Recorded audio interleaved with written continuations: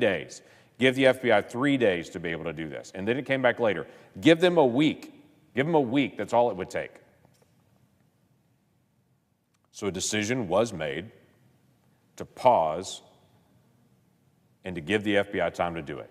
And here were the instructions to the FBI. Research any credible accusation. No boundaries, no limitations on them.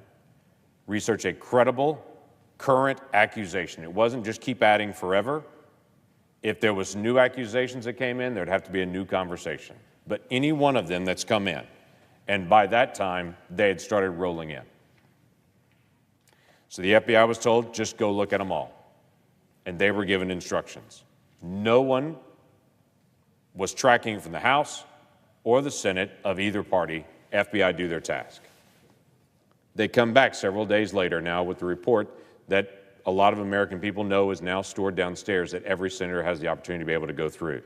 Pages and pages of testimony where they went through all of the individuals that were claimed to have any kind of alleged firsthand knowledge.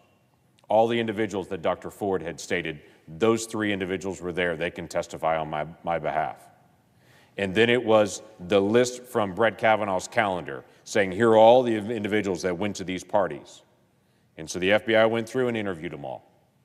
The FBI also went to Mrs. Ramirez saying, we'll take a look at this. Even though even the New York Times wouldn't take that story when it was offered to them, they spent a week researching it, calling around, as they said, to dozens of people to find anyone that could corroborate Mrs. Ramirez's story, and they couldn't find anyone, so the New York Times walked away from it, but a different periodical printed it anyway. The FBI went to Mrs. Ramirez, interviewed her, and interviewed everyone that she said would corroborate her story. At the end of that investigation, all those reports came in, and we've now read through them, and every single one of those individuals reported back, I don't remember anything like what they're describing.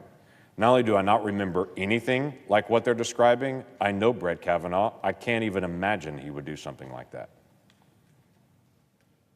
Person after person after person, instead of agreeing with their story, the accusation, actually agreed with Brett Kavanaugh instead. What's interesting is Brett Kavanaugh has been through 6 different FBI background checks in the past. He's now had 150 people in his life that have been interviewed. Interestingly enough, one of the questions to all 150 people in his life that have been interviewed, leading up before this time even, was one of the questions that the FBI asks everyone when they're doing a background check. Do you know of any issues this person has with alcohol or drug use that would be a problem for them in serving? Do they have a problem with drug and alcohol use?